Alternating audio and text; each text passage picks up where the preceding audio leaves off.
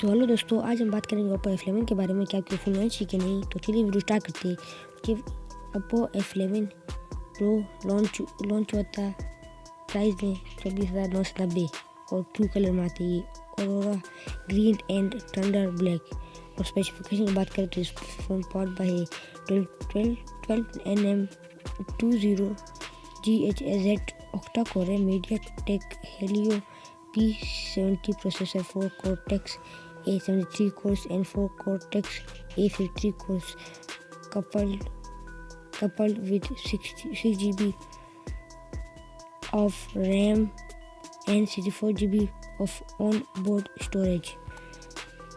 तो दोस्तों, मैं इस वीडियो में आप थोड़ी सी बनाऊंगा, तो आज एक थी मेरी वीडियो की। वीडियो पसंद है सब्सक्राइब करना, लाइक लाजमी करना, शेयर जरूर करना। वीडियो में नई आएगी कल भी। आई थिंक मोबाइल भी वीडियो बनाता हूँ, तो मोबाइल की वीडियो आएगी, सारी सी बातें। तो तब तक के लिए यार, बाय बाय।